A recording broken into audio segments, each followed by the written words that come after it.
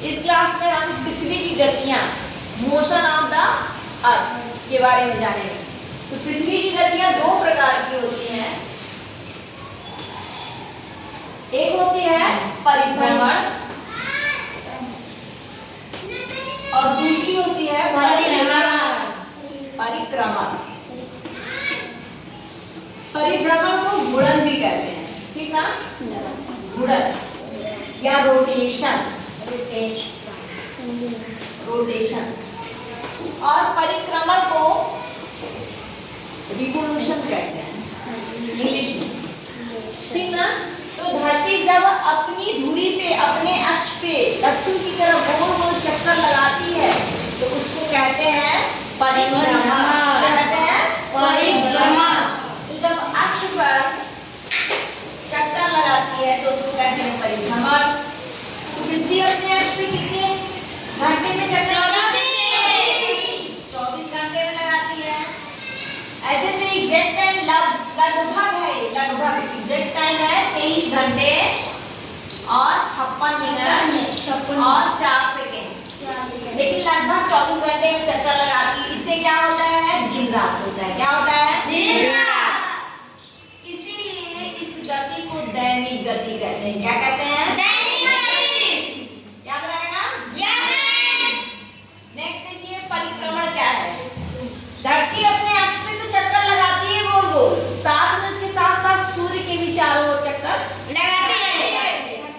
जब धरती सूर्य के चारों ओर चक्कर लगाती है, इस गति को कहते हैं परिक्रमण। परिक्रमण, हाँ, पृथ्वी द्वारा सूर्य के चारों ओर चक्कर लगाने को परिक्रमण। अब ये कितने दिन में होता है? साल भर। 365 दिन और एग्जैक्ट 6 घंटे में होता है, लगभग। इसका टाइम अलग है। 365 दिन और 6 घंटे में। मोटा मोटी मान लेते हैं कि एक वर्ष में कितने में 6 घंटे छोड़ देते हैं और 6 घंटे 4 साल बाद लीप ईयर में जुड़ जाते हैं। उसके बाद देखिए इससे होता है ऋतु परिवर्तन। क्या होता है? ऋतु परिवर्तन। ऋतु परिवर्तन होता है। और इसे कहते हैं वार्षिक गति। क्या कहते हैं? वार्षिक गति। याद आएगा? आपको परिभ्रमण भी स्पष्ट हो गया, परिक्रमण भी, और दोनों में अंतर भी समझ में आ गया। आया ना?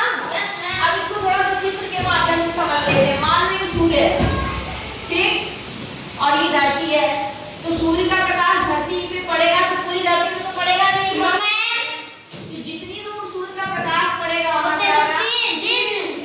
जितनी दूर नहीं पड़ेगा, ठीक ना? फिर धरती घूमते घूमते आएगी। जब घूमेगी तो रात वाला पोर्शन दिन में और दिन वाला पोर्शन रात में चला जाएगा, ठीक ना? और पृथ्वी जो है पश्चिम से पूर्व की ओर चक्कर लगाती है। पश्चिम से पूर्व की ओर चक्कर लगाती है। हो गया? यहाँ भी पश्चिम से पूर्व की ओर है, यहाँ भी पश्चिम से पूर्व की ओर। अब यहाँ देखो, ये मान लो हमारा सूरज है और पृथ्वी जो है दीर्घवृत्ताकार में सूर्य का चक्कर ऐसे ऐसे गोल गोल ऐसा करते हुए लगाती है। एक साल में पूरा चक्कर लगाती है। इसके बाद हम लोग समझेंगे प्रदीप्ति वृत्त। क्या समझेंगे? प्रदीप्ति वृत्त। प्रदीप्ति वृत्त क्या होता है? इसको समझने के लिए हम एक चित्र का सहारा लेंगे। प्रदीप्ति वृत्त क्या है? देखिए, जो हमारी धरती है या ग्लोब मान लीजिए, धरती को तो हमने दिखा सकते हैं, ग्लोब है ना? अब ग्लोब के आधे भाग में ही सूर्य का प्रकाश आता है। ग्लोब के आधे भाग में सूर्य का प्रकाश आता है ना? तो प्रदीप्ति वृत्त वह वृत्त है जो ग्लोब पर दिन और रात होता है। ये प्रदीप्ति वृत्त है। क्या है? प्रदीप्ति वृत्त। प्रदीप्ति वृत्त वह वृत्त है जो ग्लोब का दिन और रात को दिखाता है। मान लो इधर दिन है और इधर रात। ये वाला क्या है? ये प्रदीप्ति वृत्त है, ठीक? नेक्स्ट है हमारा उत्तर अयनांश। ध्यान से समझिए, उत्तर अयनांश क्या होता है? उत्तर अयनांश क्या है?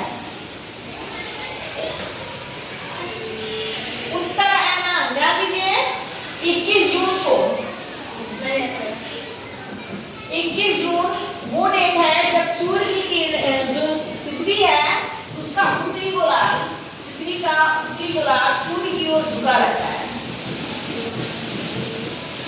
उत्तरी गोलार्ध सूर्य की ओर झुका रहता है और जो सूर्य की किरणें वो सीधे कर्क रेखा पर पड़ती है। इस स्थिति को कहते हैं उत्तर अयनान। समझ में आ रही बात? 21 जून को सूर्य की किरणें सीधे पड़ती है कर्क रेखा पे, क्योंकि उत्तरी गोलार्ध सूर्य की ओर झुका रहता है। इसी को कहते हैं उत्तर अयनान। तो उत्तरी गोलार्ध ये मानो धरती है, तो धरती हमारी ऐसे नहीं है सीधे सीधे, किसी टेढ़ी पे दिखाई दे ना, तो ये धरती मान ऐसे टेढ़ी है और सूर्य किधर है, इधर की ओर है, सूर्य मान लो ये, तो इसके ऊपर प्रकाश पड़ रहा है। ये है तुम्हारी विषुवत चित्र और ये है झुका हुआ है ना सूर्य की ओर, और नीचे है मकर रेखा। तो सूर्य की किरणें सीधे कहाँ पड़ रही है? कर्क रेखा पे। सूर्य की सीधे कहाँ पड़ेगी? कर्क रेखा पे। तो उत्तरी अयनान होगा। जब सूर्य की किरणें कर्क रेखा पे पड़ेगी तो उत्तरी गोलार्ध में गर्मी पड़ेगी।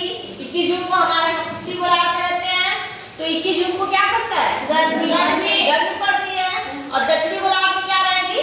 ठंडी रहेगी, क्योंकि उत्तरी गोलार्ध ज्यादा ऊष्मा प्राप्त कर रहा है, यहाँ ज्यादा गर्मी मिल रही है ना उत्तरी गोलार्ध, और दक्षिणी गोलार्ध में सूर्य का प्रकाश नहीं पहुंच रहा है, पीछा पहुंच रहा है। ये आपकी है कर्क रेखा।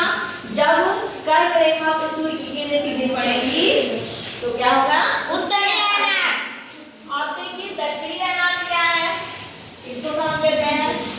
जब सूर्य की किरणें किस तिथि को? 22 दिसंबर को सूर्य की किरणें कहाँ सीधे पड़ेगी? मकर रेखा पे सीधी पड़ेगी और दक्षिणी गोलार्ध सूर्य की ओर झुका रहेगा। 22 दिसंबर को सूर्य की किरणें सीधी पड़ती है किस ओर? मकर रेखा पे, और दक्षिणी गोलार्ध सूर्य की ओर झुका रहेगा। जब झुका रहेगा तो दक्षिणी गोलार्ध ज्यादा गर्मी प्राप्त करेगा और 22 दिसंबर को क्या होगा? ठंडी रहेगी। हमारे यहाँ उत्तरी गोलार्ध में ठंडी रहेगी और दक्षिणी गोलार्ध में गर्मी। यानी ऑस्ट्रेलिया में जो है 22 दिसंबर को क्रिसमस डे मनाया जाता है। 22 नहीं 25 दिसंबर को क्रिसमस डे मनाते हैं। हम लोग में 25 दिसंबर को ठंडी रहती है, उनके यहाँ गर्मी के दिनों में क्रिसमस डे मनाया जाता है 25 दिसंबर को, क्योंकि 22 दिसंबर से वहाँ पे क्या हो जाती है? गर्मी की शुरुआत हो जाती है। तो इसको देखिए चित्र के माध्यम से समझते हैं। ये हमारी धरती है, अब घूमते घूमते कहाँ आ गई? ये इसका हो गया कौन सा? अक्ष हो गया, और ये हो गई विषुवत रेखा, और ये हो गई मकर रेखा। ये सूरज हो गया। अब देखिए दक्षिणी गोलार्ध आ गया ना इधर, सूर्य की ओर, और सीधे पड़ रही है इस पे मकर रेखा पे। ये मकर रेखा है, मकर रेखा पे सूर्य की किरणें सीधे पड़ रही है, तो ये हो गया मकर रेखा। दक्षिण अयनान कब होता है? 22 दिसंबर को। और चूंकि दक्षिणी गोलार्ध में ज्यादा ऊष्मा प्राप्त हो रही है तो यहाँ गर्मी का सीजन पड़ेगा। यानी कि जब दक्षिणी गोलार्ध में गर्मी रहेगी तो उत्तरी गोलार्ध में ठंडी रहेगी, जब दक्षिणी गोलार्ध में ठंडी रहेगी तो उत्तरी गोलार्ध में गर्मी रहेगी। याद रखना कि गर्मी के सीजन में क्रिसमस डे कहाँ मनाते हैं? दक्षिणी गोलार्ध। ऑस्ट्रेलिया में या दक्षिणी गोलार्ध में ही ऑस्ट्रेलिया है, ठीक है। अब देखते हैं कि पृथ्वी अपने अक्ष पे कितना झुकी है, झुकाव कोण क्या है। ये धरती है ना?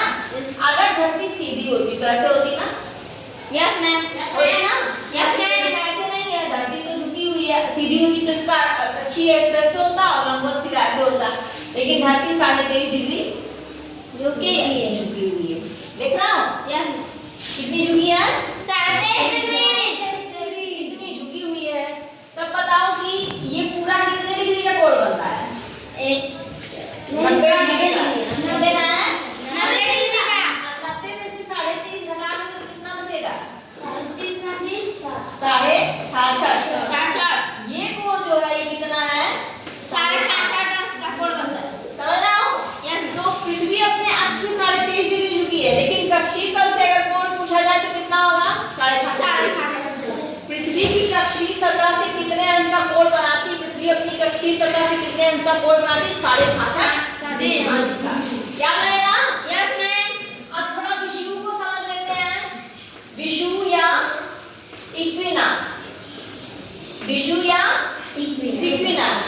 तो अभी हम मकर रेखा कर्क रेखा की बात कर रहे थे, अब हम करेंगे विषुवत रेखा की। तो 22-21 मार्च याद रखिएगा, 21 मार्च और 23 सितंबर।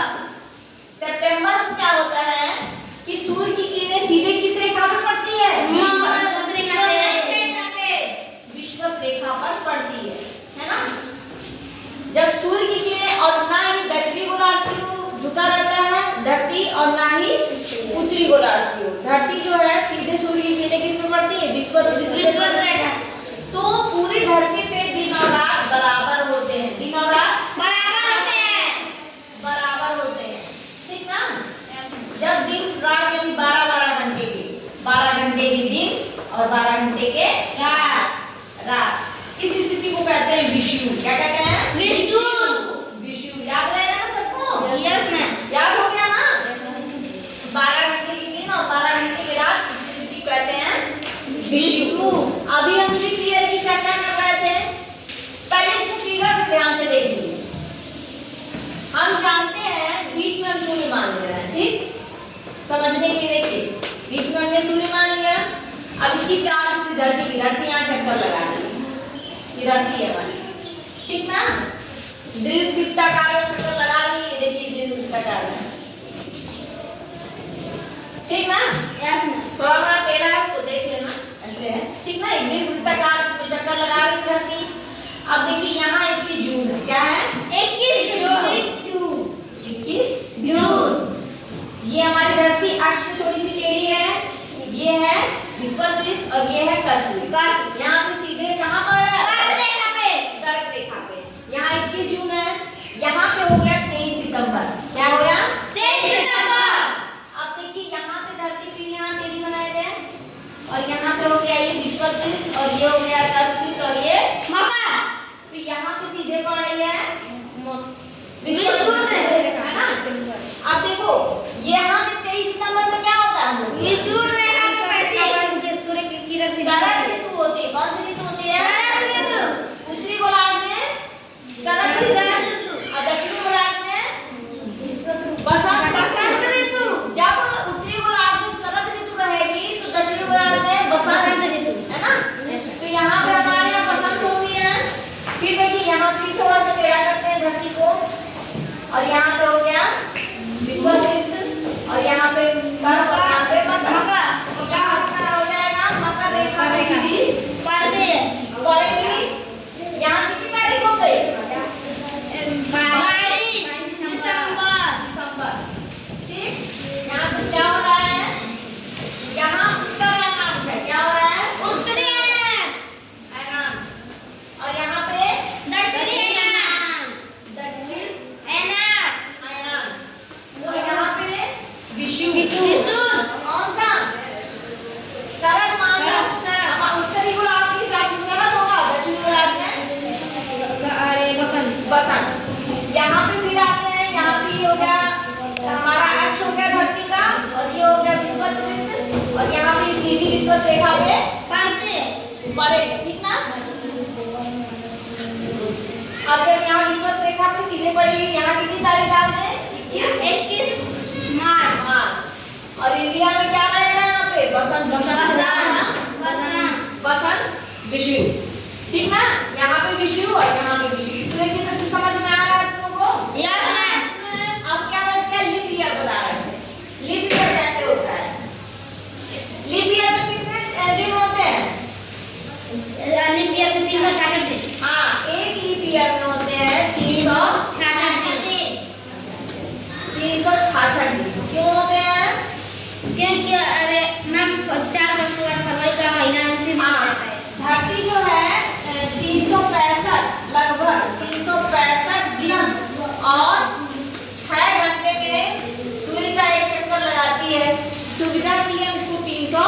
365 दिन हर वर्ष मानते हैं और 6 घंटे मैं छोड़ देते हैं। और 4 वर्ष बाद ये 6 घंटे जब जोड़ते हैं तो 24 घंटे हो जाते हैं। तो हम एक दिन चौथे वर्ष में जोड़ लेते हैं इसी से चौथे वर्ष को लीप ईयर के रूप में मनाते हैं। फरवरी को उसमें जोड़ देते हैं, 29 दिन की फरवरी कर देते हैं लीप ईयर में क्या करते हैं? 29 दिन की फरवरी कर देते हैं। इस तरह जो अगर हमको लीप ईयर निकालना है तो क्या करेंगे? 4 से भाग देंगे। अब देखना है कि 2024 लीप ईयर था कि नहीं, तो 4 से भाग में दो, है ना? पूरा पूरा कटेगा कि नहीं? मैम कट जाएगा। लास्ट का 4 से भी भाग देना है तो लास्ट का 2 अंक देखो, अगर कट जा रहा है तो कट जाएगा, यानी कि ये लीप ईयर है। 2025